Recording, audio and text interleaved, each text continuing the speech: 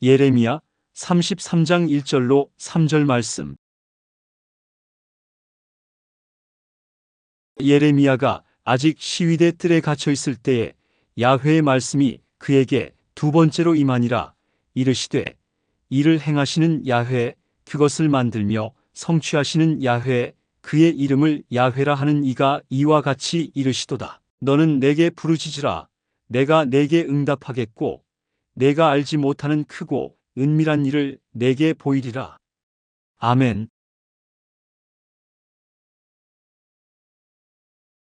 저는 오늘 여러분과 함께 크고 비밀한 일이라는 제목으로 은혜를 나누고자 합니다. 인류가 지구 위에 살아온 이후 오늘날처럼 인간은 자원 고갈에 직면해서 위기에 처한 적은 한 번도 없었습니다. 요 수년 내에 여러분 천정 모르게 높이 뛰어오르는 기름 가격 때문에 이 자리에 온 여러분 중에 한 사람도 그 고통을 체험해보지 않은 사람 없습니다. 기름의 가격이 올라가면 물가가 올라가고 인프레가 천정 모르게 뛰고 이렇게 해서 우리의 가게에 압박과 괴로움을 많이 겪어왔습니다. 도대체 자원 고갈의 이 악순환이 얼마나 오래 계속할 것인가요? 여러분, 이와 같은 템포로 자원 고갈이 계속된다면 인류의 역사는 어느 시점에 가서 그 문명이 종지부를 찍을 수밖에 없다고 비관적인 이론을 전개하는 사람들도 많이 있는 것입니다. 그러나 저는 오늘 이 시간에 아무리 자원 고갈의 위기가 우리에게 다가온다 할지라도 우리 사람들이 올바른 자세만 취하고 있다면 이것을 능히 극복하고 위대한 새로운 문화를 창조할 수 있다고 저는 확신합니다. 왜 그러냐 하면 여러분, 어떠한 문제에 있어서도 하나의 위기와 도전이 다가오면 그것에 대한 올바른 응전을 해나가면 새로운 역사가 창조되고 또 찬란한 문명이 이루어지는 것입니다. 오늘 자원 고갈이라는 이와 같은 무서운 도전이 우리에게 다가오게 될 때 우리 사람들은 지혜를 개발하고 아이디어를 개발해서 이 자원 고갈에 대해서 올바른 응전을 한다면 우리는 새로운 문화를 만들어낼 수 있습니다. 석유 아닌 물로서 우리의 에너지원을 만들 수도 있을 것이요, 석유 아닌 수소나 산소나 탄산가스나 이런 것을 가지고서도 우리가 새로운 에너지원을 개발할 수 있는 것입니다. 문제는 우리에게 다가오는 여러 가지 어려운 상황이 우리를 파멸하는 것이 아니라 그것에 대처할 수 있는 사람의 마음의 자세와 인간의 지혜와 아이디어가 문제인 것입니다. 그러므로 우리는 어디에서 끊임없이 우리의 인류를 도말하려고 다가오는 환경적인 위기에서 우리의 아이디어를 개발할 수 있겠습니까? 그런 문제를 해결하고 그것을 극복할 수 있는 위대한 지혜, 위대한 아이디어를 어디에서 우리가 얻을 수 있겠습니까? 그 아이디어는 우리는 하나님 앞에 나오면 얻을 수가 있습니다. 왜냐하면 성경은 말씀하기를 하나님께서 태초에 천지를 창조하시다고 하신 것입니다. 하나님께서는 없는 데서 오늘날 있는 이 모든 것을 지으셨습니다. 그러므로 하나님에게는 무궁무진한 아이디어가 계신 것입니다. 성경에는 말씀하기를 일을 행하시는 여호와, 그 일을 지어 성취하는 여호와가 이렇게 말하노라. 너희는 내게 부르짖으라. 내가 내게 응답하겠고 크고 비밀한 일을 너에게 보여주려고 말한 것입니다. 여기에서 말하는 이 크고 비밀한 일이란 도대체 무엇일까요? 이야말로 우리 인간이 상상할 수 없는 하나님의 아이디어인 것입니다. 하나님께서 지혜와 아이디어를 우리에게 주셔서 그래서 어떠한 문제도 능히 해결할 수 있게 해주시겠다고 약속하신 것입니다. 이러기 때문에 하나님을 믿는 사람, 우리 주 예수 그리스도를 경외하는 사람은 우리가 이 땅에 살면서 어떠한 자원 고갈이 다가오든지 어떠한 환경적인 위기가 다가오든지 우리가 기도하고 하나님을 앙망하고 하나님을 기다리며 하나님을 찾고 하나님을 의지하는 이상 염려 근심하거나 파멸할 도리가 없는 것입니다. 나는 그래서 오늘 여러분과 함께 어떻게 하면 우리의 생활 가운데 크고 작은 문제들을 극복하고 해결하고 우리의 삶을 더 풍성하고 승리로운 삶으로 이끌어 나갈 수 있을까? 거기에 대한 하나님의 크고 비밀한 일을 여러분에게 말씀드리고 싶습니다. 첫째로 우리가 우리의 삶의 승리를 얻기 위해서는 여러분께서 그 무엇보다도 하나님 앞에서 아이디어를 구해야만 되는 것입니다. 오늘날 우리가 보는 이 모든 문명의 발전이란 인간의 마음속에서 우러나온 아이디어로 말미암아 이러한 것이 이루어진 것입니다. 그렇기 때문에 우리가 문제가 어려울수록 그 위대한 아이디어만 개발하면 되는 것입니다. 절대로 인류는 자연자원 고갈로 말미암아 망하지는 않습니다. 아이디어가 고갈해지면 그때 인류는 망하고 마는 것입니다. 여러분의 문제로 말미암아 여러분은 패망하지 않습니다. 여러분의 마음에서 아이디어가 넘쳐나오지 아니하면 그때 여러분은 망하고 마는 것입니다. 어떠한 도전도 거기에 대해서 위대한 아이디어로 응전하면 새로운 성공을 가져올 수가 있는 것입니다. 이렇기 때문에 우리는 아이디어를 하나님께 간절히 구해야 되는 것입니다. 우리 하나님께서는 오늘날도 당신 속에서 크고 비밀한 것을 가지고서 주께 부르짖는 사람에게 이것을 나타내 주기 위해서 기다리고 계신 것입니다.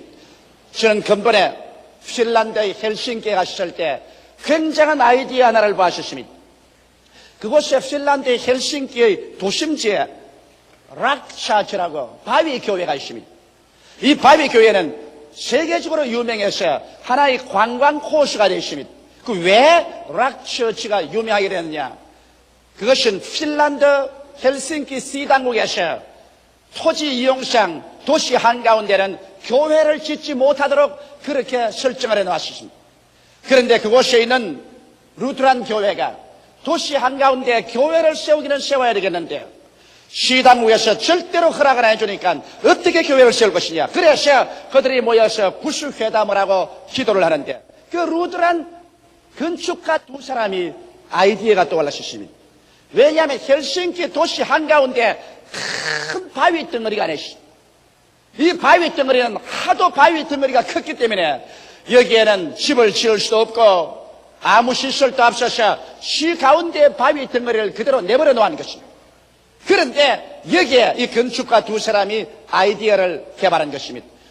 구태여 교회라고 해서 반드시 기초를 넣고 기둥을 세워서 지붕을 덮어야 교회가 될 리가 있겠는가? 그 바위를 그대로 파서 문만 뚫어 놓으면 바위 교회가 될 것이 아닌가?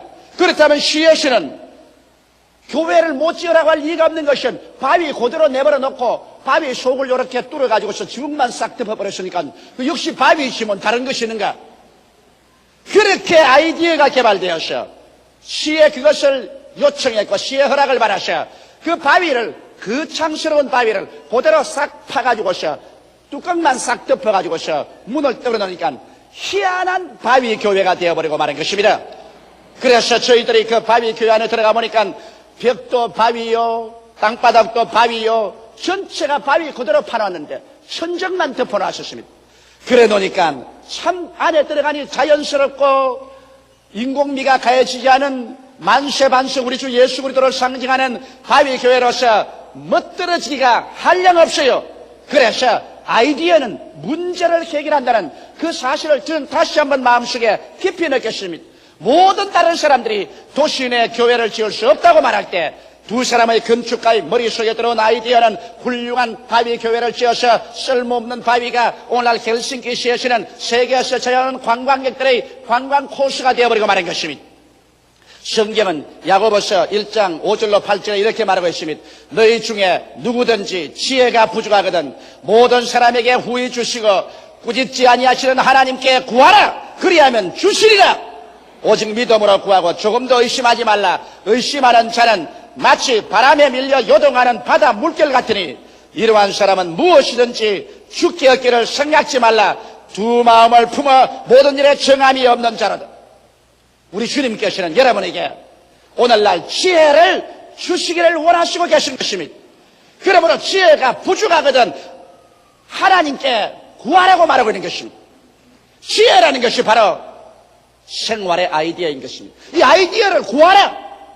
구하되 정말 하나님이 아이디어를 주실 것이냐 안 주실 것이냐 이렇게 의심하면서 구하지는 말라. 이런 사람은 두 마음을 품어 요동하는 바다 물결 같아서 이런 사람에게는 하나님이 아이디어를 안 주신. 그러나 하나님께서 너희는 내게 부르시라 내가 내게 응답하겠고 크고 비밀한 일을 내게 보여주려 하신 말씀 그대로 전혀 신념을 가지고서 주님께 기도하면 주께서 여러분과 나에게 문제를 해결할 수 있고 위기를 처리하여 더 위대한 삶을 창조할 수 있는 놀라운 지혜, 하나님의 아이디어를 우리에게 아끼지 아니하고 주시겠다고 약속해 주신 것입니다.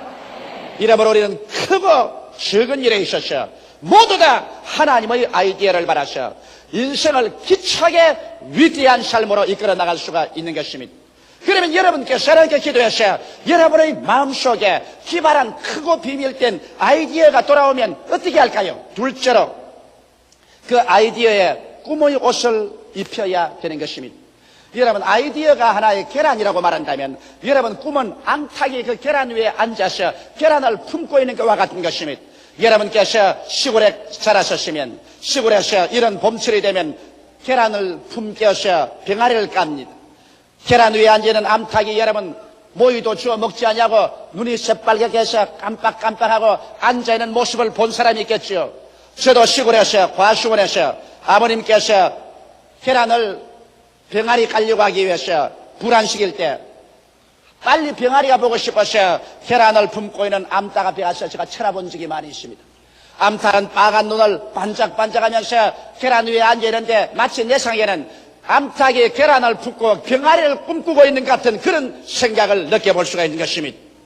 오늘날 여러분께서 아이디어가 생기면 그 아이디어를 가슴 속에 품고서 잉태하여 그래서 마치 암탉이 계란을 품듯이 우리는 아이디어를 품고 마음에 잉태해서 꿈을 꾸어야만 되는 것입니다. 그 모습이 이루어진 것을 아름답게 채색을 해서 꿈을 입혀야 되는 것입니다. 그래서 나중에 점점 그 아이디어가 이루어진 모습이 마음속에 자라나서 로마서 4장 17절처럼 하나님께서는 없는 것을 있는 것 같이 부르시니라. 없는 것이 있는 것 같이 마음속에 완전히 잉태되도록 그와 같이 여러분 꿈을 꾸어야 되는 것입니다. 성경은 말씀하시기를 꿈이 없는 민족은 망한다고 했습니다. 우리 하나님께서는 여러분과 나에게 언제나 꿈과 환상을 통해서 성령으로 역사해 주는 것입니다. 이렇기 때문에 꿈을 꿀 줄 모르는 사람, 환상을 가질 수 없는 사람에게는 아무리 하나님이 아이디어를 주셔도 그 아이디어는 시들어져 버리고 죽어버리고 마는 것입니다. 아이디어를 받으면 그 마음속에서 그것을 품어서 주야로 여러분의 온기를 더해서 그것이 이루어진 모습을 꿈으로 그려서 이것이 여러분 속에 가득히 잉태되어 마치 9개월 만에 어린애기를 낳듯이 이것이 여러분의 영혼 속에 불러지고 커져야만 되는 것입니다. 그렇게 되면 그 다음 어떻게 할까요? 셋째로 마음속에 흥분해야 됩니다. 사람이 무엇을 이루든지 그 마음속에 영어로 말하면 excitement, 아주 excite되고 마음이 흥분이 되어서 안절부절하지 않으면 그 사람은 일을 할 수 있는 거대한 동기가 생겨나지 않습니다. 아이디어가 가져온 거대한 유익과 축복을 생각해 보십시오. 이 일이 이루어지면 내 개인과 내 가족과 내 이웃과 조국과 민족과 인류에게 얼마나 큰 유익이 당할 것을 생각해 보십시오. 그만 마음이 흥분되어서 그냥 밥을 먹어도 그것이 마음에 가득 차고 길을 걸어가도 가득하고 자나 깨나 그 일로 말미암아 마음이 흥분이 되어서 견딜 수가 없을 때 그래서 이 사람은 마치 그 일에 미쳐버린 사람 같이 그 일을 생각하고 그 일을 말하고 그 일을 할 궁리를 할 때 이럴 때 이 열띤 감정이 성취 동기가 되는 것입니다. 사람들 흥분할 줄 모르는 사람하고 여러분 아무 일도 하지 못합니다. 적고 큰 일을 하는 사람 그곳이 아주 흥분해버려야 되는 것입니다. 내가 육부 예배를 통해서 우리 교회 예배를 보면은 이 성가대원들 노래하고 지휘자들 지휘하는 건 내가 가만히 봅니다. 내가 어느 지휘자가 잘하고 어느 지휘자가 못한다고는 말 안 합니다. 하면 지휘자들이 마음이 고가워질 테니까. 그러나 아주 음악에 취해서 흥분해 있는 사람이 최고를 잘합니다. 그러나 음악에 취하지 아니하고 흥분도 아니하고 형식적 의식적으로 하는 사람치고 그 속에 청중들의 마음을 감동시키는 음악은 내가 들어본 적이 없습니다. 설교도 한 가지예요. 목사가 강단에 와서 자기 설교에 자기가 취해서 정신없이 설교를 하고 그냥 성령에 도취돼서 설교하자는 이상은 그 설교가 다른 사람에게 감동을 주지 않습니다. 이와 같이 위대한 일을 성취하는 사람들은 열띤 감정에 붙잡혀서 흥분의 도가니 속에 들어있는 이런 사람들이 열심히 일어나서 목숨을 바쳐놓고 일을 하여 위대한 일을 성취하는 것입니다. 나는 우리 최하실 목사님을 좋아하는 이유는 지금 65살이지만은 흥분을 잘합니다. 무슨 일을 하나 해놓으면 근질기게 흥분을 해서 온 열정을 다 퍼붓고 그 정열을 다 퍼붓고 그 열정과 정열을 감당할 수가 없습니다. 자도 깨도 쉬도 안 하고 내리밉니다. 그래서 그 일을 이뤄놓습니다. 솔직히 말해서 지금 순복음 금식기도원 1만 재단, 이것은 나는 사실 아직까지 지을 생각이 없었습니다. 우리 최하실 목사님이 어찌나 그것을 가지고 흥분을 하고 기가 막히게 열정을 내리퍼붓고 막 생사를 걸어놓고 발버둥을 치기 때문에 나도 끌려 들어간 거예요. 그래서 내가 어제 금식기도원에 와서 굴 속에 들어가서 기도할 때 말했습니다. 주여, 이 1만 재단은 내가 한 것이 아니라 저 목사님에게 끌려 들어와서옵나이다. 그러니 끌려 들어와도 책임은 내 어깨에 있으니까 주여 잘 이루어지게 하여 주시옵시고 필요한 자원을 공급하여 주옵소서. 제가 그렇게 기도한 것입니다. 여러분 마음속에 이와 같이 끓어오르는 열정이 일어나지 않거들랑 아직까지도 아무런 창조도 일어날 기미가 없다는 것을 알아야 될 것입니다. 그 다음 넷째로 이와 같이 마음속에 열띤 감정이 동기가 되거들랑 이제는 찬동자들을 얻어야 되는 것입니다. 모든 일이라는 것은 혼자의 힘으로 안 됩니다. 어떠한 사람이 아이디어를 내면 다른 사람이 자문을 대야 되고 다른 사람이 기술을 내야 되고 그렇게 해서 연합해서 일을 해야 돼요.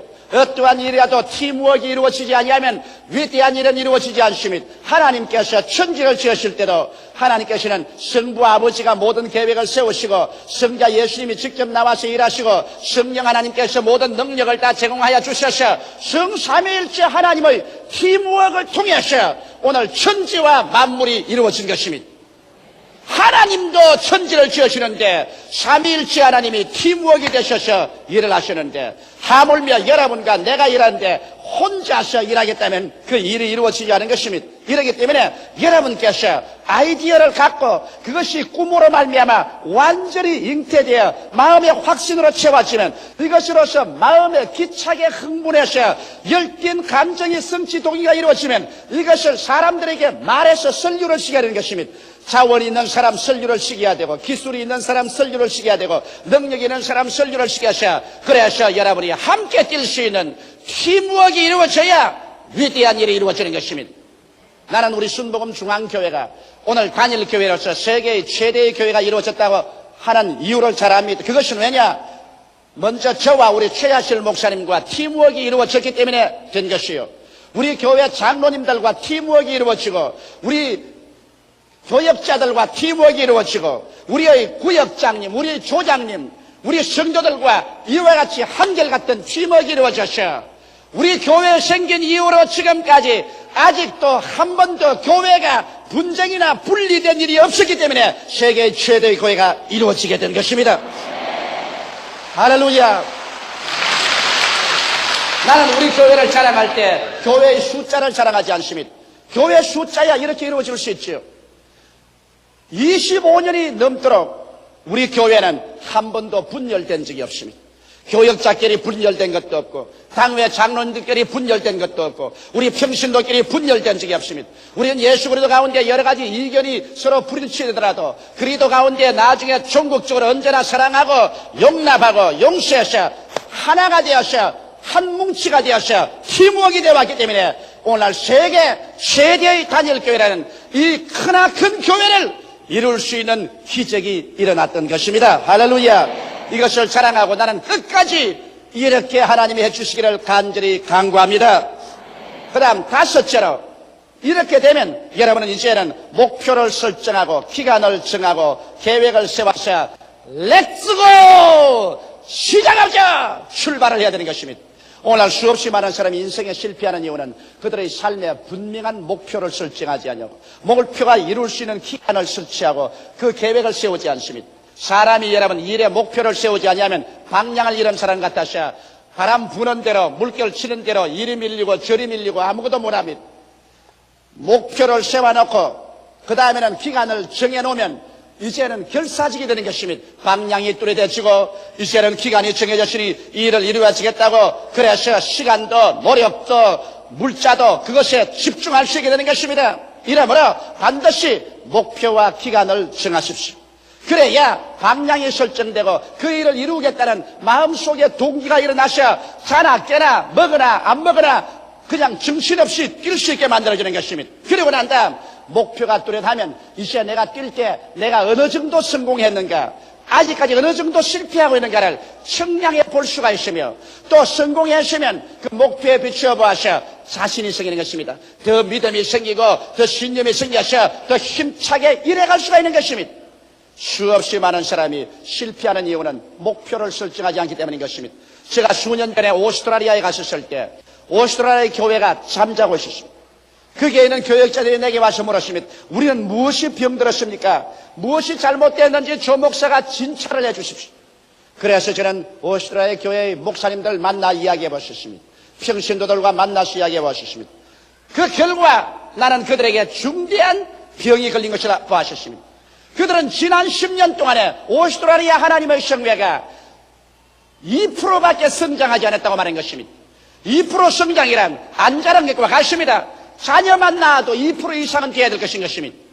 그런데 내가 발견한 것은 어느 교회치고 한결같이 교회 성장에 대한 목표를 설정한 교회가 없더라는 것입니다. 목사님들이 그저 교회를 성장해 주기를 바라고 있을 따름이지 목표를 설정하지 않았기 때문에 교회가 나아가는 방향도 결정되지 않았고 교인들이 일해보겠다는 동기도 생기지 아니했고 그리고 그 교회 전체가 성공하는지 실패하는지 속도를 재보이도 않고 모두 다 자신이 없고 그래서 방황하고 있었습니다. 이래서 나는 그때 단호하게 말했습니다. 총회를 떠나기 전에 모든 목사님들이 수첩을 내어서 향후 5년 동안의 목표를 설정하고 그 다음 매년마다의 성취 목표를 설정해서 그 목표를 위해서 무자비하게 뛰라. 무자비하게 기도하고 금식하고 철회하며 전력을 다하라. 목표를 두고 뛰라. 그리고 할 수 없다 안 된다는 말은 용납하지 마라. 그래야 하나님이 축복해 주신 믿음은 바라는 것이 있어야 하나님이 축복을 해 주시지 바라는 것이 목표가 없는데 믿음이 생길 리가 있느냐. 아무리 믿습니다 해도 바라는 그것이 믿음인데 바라는 것 없이 어떻게 믿음이 생기느냐. 믿음 없이 어떻게 하나님이 역사하느냐. 그래서 그들은 크게 깨닫고 모두 다 목표를 설정했습니다. 그 결과 나는 가장 영광스러운 보고를 받게 된 것입니다. 2년이 지나자마자 2년 만에 오스트라리아 하나님의 성회는 전체 50%가 성장하게 되어버리고 말한 것입니다. 과거 10년에 2%밖에 성장하지 못하는 것이 2년 내에 50%가 성장되고 오늘날에 여러분 오스트라리아에 가면 어느 곳에 가나 우리 순복음 중앙교회 노래를 부르고 있습니다. 순복음 중앙교회 때문에 조용기 목사 오스트라리아에 왔기 때문에 우리 오스트라리아에는 새로운 불이 붙었다고 그들은 한국어의 노래 순복음 중앙교회 노래를 부르고 있습니다. 이것은 내가 조금도 거짓없이 여러분에게 말하는 것입니다. 이러므로 사랑하는 성도 여러분 무엇을 이루려고 하면은 분명한 목표를 기록하고 목표가 이룰 기한을 정해놓고 그 다음에는 목숨을 바쳐서 할 수 없다 안 된다 어렵다 그런 호사스러운 말은 내가 던져버리고 이루든지 죽든지 둘 중에 하나를 하겠다고 결의에 차서 밀고 나가면 하나님의 역사가 일어나기 시작하는 것입니다. 여섯째로 마지막입니다. 믿음의 불시험을 이상히 생각하지 마십시오. 여러분이 어떤 일을 시행하든지 반드시 그것이 한 번은 물과 불을 통합니다. 죽음의 과정을 통하지 않은 믿음은 믿음이 아닌 것입니다. 베드로전서 4장 12절에 사랑하는 자들아 너희를 시련하려고 오는 불시험을 이상한 일 당하는 것 같이 이상히 여기지 말라고 말했습니다. 또 히브리서 11장 12절에 이러므로 죽은 자와 방불한 한 사람으로 말미암아 하늘의 흐드한 별과 또 해변의 무수한 모래와 같이 많이 생겨났느니라. 죽은 자와 방불한 한 사람. 여러분이 무엇을 계획하더라도 여러 가지 시험과 어려움이 다가와서 부딪혀 나중에 죽은 자와 방불하게 되는 체험을 하게 되는 것입니다. 적고 큰 죽음이 여러분께 부딪혀 와서 그래서 여러분이 실망되게 하고 낙심되게 하셔. 이제는 나의 지혜나 나의 지식이나 수단과 방법으로 안 되니 이제는 주여 주께서 일어나서 역사하소서. 이렇게 말할 때 주님은 그때 일어나서 말할 것입니다. 너희는 오늘날 가만히 있어. 내가 너희를 위해서 싸우는 것을 보라. 우리가 죽은 자와 방불하게 되는 이 체험은 여러분이 어떠한 일을 해도 다가옵니다. 적은 일을 다가오면 적게 죽음이 다가옵니다.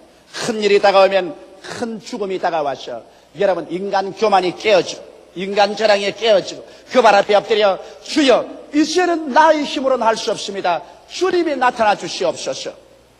이렇게 해서 반드시 여러분에게 죽음을 가져오는 불시험이 다가오는 것입니다.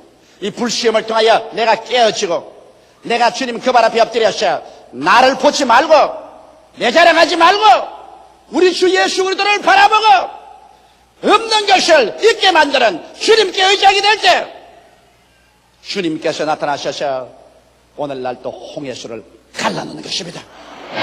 요단강을 갈라놓고 여리고가 무너지고 물으로 걷고 오병이어로 5,000명 먹이는 12방울이 남게 하는 기적이 오늘날 안 나타날 리가 어디 있는 줄 압니까? 예수 그리스도는 어제나 오늘이나 영원토록 동일하시기 때문에 그리스도는 오늘날도 위대한 크고 비밀한 일을 나타내기를 원하시는 것입니다.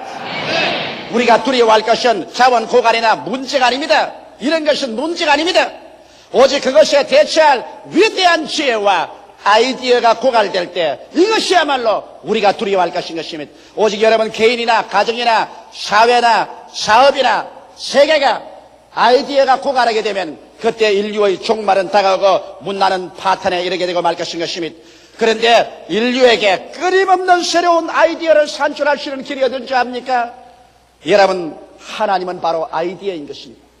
하나님의 말씀으로 천지를 지었기 때문에 주의 말씀이 여러분 속에 들어오면 여러분에게 새로운 아이디어가 들어온 것입니다. 너희가 내 안에 거하고 내 말이 너희 안에 거하면 즉 다시 말하면 내 아이디어가 너희 속에 거하면 무엇이든지 원하는 대로 구하라. 그리하면 이루리라고 말씀하신 것입니다.